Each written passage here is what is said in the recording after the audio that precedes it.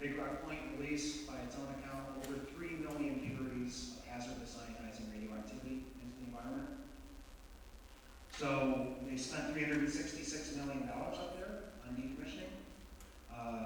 This plant is more than an order of magnitude bigger, and yet the decommissioning trust fund here is around $500 million because it has been rated to the tune of over $300 million just over a decade ago. So with tritium leaks into the ground and groundwater, with the Palisades Park community immediately next door drawing drinking water from the groundwater, with local communities along the shoreline drawing their drinking water from Lake Michigan, which is immediately downstream of Palisades.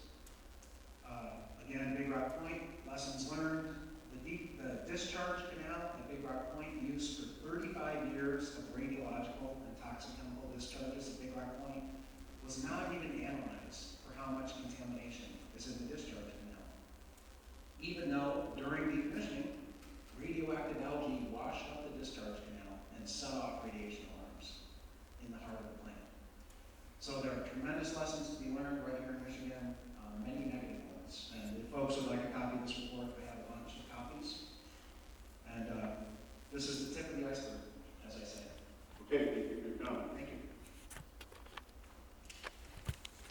With that, we have all our speakers. Is there anybody in the audience that has not spoken that would like to speak? Please come on down.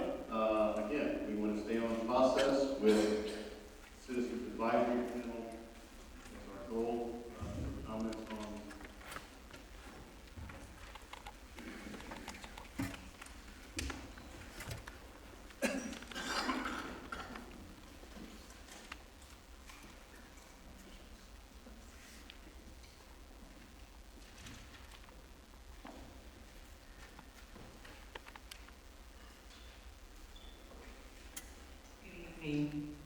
My name is Betty Pearman, and I live in Hutton Harbor, halfway between the two nuclear power plants on this side, on the shore, Palisades and DC Cook.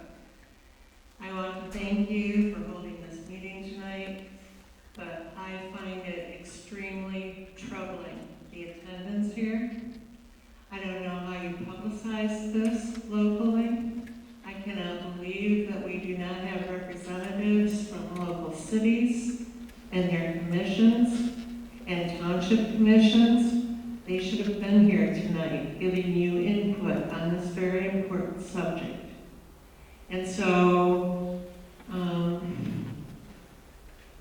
I think you need to take a lesson for how you invited people to this, because this is extremely troubling. We had one representative here, or a person representing a state representative. That's all we've had here. We have had no mayors. We have had no township leaders. We have had no city commission members. Shame on you. So, Citizens Advisory Board is very, very important. And the decommissioning of these plants is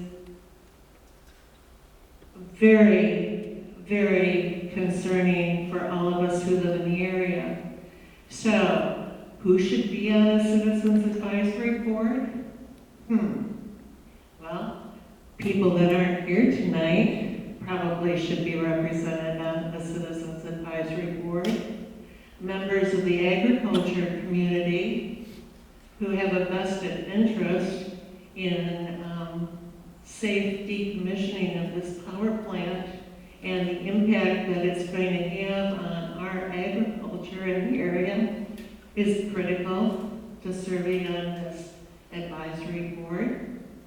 As Mr. Camp said, we need representatives from the local tribe on your Citizens Advisory Board. We need representatives from the school district on the Citizens Advisory Board. We need representatives from local hospitals who also have a vested interest to make sure that this plant is safely decommissioned. And what I see as a role, I studied what some of the other Citizens Advisory Boards in other states write-ups on what they created and what their roles were and how they operated in their state. And I can see that being a critical role locally here. You know, we need people who are not industry people. We need people who are not plant people. Yeah, their expertise is critical, but we also need people that oversee, who have a vested interest in our community, who oversee what they're doing to make sure that we continue to be safe during the decommissioning of the plant. So, yes, I very much think that we need a citizens advisory board in this community, especially when we've got plants, not just Palisades, but other plants that are going to be facing decommissioning in the near future. We need a board in this state. We need it to be not only serving as an oversight board, but also as an educational board. They need to hold regular meetings, telling the community what's going on as far as the decommissioning progress is going on. And we need it from people that we can trust, people that have a vested interest in our community, and not just from the NRC and Entergy and those that want to continue to tell us that everything's safe when we know it's not. So, thank you very much. I will be submitting comments and filling out your survey too. But, you know, aren't you disappointed at the attendance at this meeting tonight? It breaks my heart. Thank you for your comments. I just want to point out one thing. The NRC is not a member of the Citizens Advisory Panel. We are independent safety regulators, so we do not take part in that, but do come to provide information that is requested of us at those meetings. We have another speaker. Can you give us your name, please? Thank you. My name is Dave Kraft. I'm the Director of Nuclear Energy Information Service based in Chicago. We're a 38-year-old nuclear watchdog organization in Illinois, which also advocates safe energy. And actually, I wasn't planning on speaking tonight. I wanted to observe the process, see what you had in mind, and see how the dialogue went on this. But after hearing some of what I've heard tonight and your presentation, there are a few points I do want to make. We'll certainly be going in more detail on September 26th when you guys come over to the Zion meeting that we have over there. But I do want to start with that because our organization was in from the get-go when Zion began its decommissioning over about 10 years ago, actually more than 10 years. And, you know, we saw the formation of the, what they call ZCAP, the Zion Citizens Action Panel, which was cited in your slideshow. And it was an industry-created panel. And I would point out that we actually applied for membership, but were turned down, as were a number of other citizens from the local Zion area who had expertise in economics and other things. I don't feel badly about that, but I do want to say that it was indicative of what you're going to get if you rely on citizens advisory groups that are run or financed or initiated by the vendors themselves. So I would support many of the comments you heard tonight that the citizens advisory panels must be independent.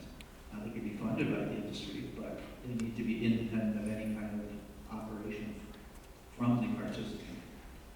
So that was our history. It was kind of interesting. And our 10-year experience at Zion was that it was just a dog and pony show. It really didn't achieve much other than PR for the industry itself. Which brings me to the second observation I have of the whole process, and that is this is an advisory entity. And I'd like to go over a little bit of the history of advice with the Nuclear Regulatory Commission. A number of years ago, my organization in Chicago and some of the people in this room representing groups here had meetings with NRC Chairwoman Allison McFarland. We gave lots of advice on some of the financial problems and oversights and absences of NRC regulations. the issue of an independent citizens advisory panel was brought up in the Chicago meeting. I don't know if it occurred in Michigan, and nothing happened. Many of the people in this room were probably at the meeting when NRC chairperson Greg Yatsko was humiliated both by NRC staff and power plant operators, telling everyone how safe the Palisades plant was, when in fact there was a 50-gallon leak going on in the control room that night. Some of you may remember that. And again, we had meetings where we brought up the issue of oversight, citizens groups, and nothing happened. A number of people in this room I know were at a 2-hour meeting with NRC Commissioner William Magwood and the president at the time, I believe Chuck Castro was the director of Region 3, if I'm not mistaken, about problems in Palisades. And not only were verbal comments and dialogue entertained that night, a lot of written materials were passed on to Commissioner Magwood, and nothing happened. In 2002, over 100 organizations met in Connecticut to come up with what we considered a reasonable solution or an alternative to dealing with high-level radioactive waste. It was called carbon dioxide storage. Since then, the number of endorsing organizations has now peaked over 200, yet nothing has happened in terms of carbon dioxide storage. So I would like to start this process out in the beginning by advising you folks that the history of advice to the NRC is not very good. Advice is something that you don't have to accept, and obviously you don't have to do anything about. And that seems to be the history that many of the people in this room have experienced so far. Which brings me to the last point, and I'll yield. Another meeting that took place not too long ago, or it seemed not too long ago, maybe it was, on the safety problems in Palisades, was chaired, or at least co-chaired, by Chuck Castro, again, of NRC's Region 3. And he and other NRC representatives were making a real point of sticking it to the owners and operators at Palisades about the issue of safety culture. You don't have a safety culture. And Chuck Castro went on to lecture us what a safety culture was all about.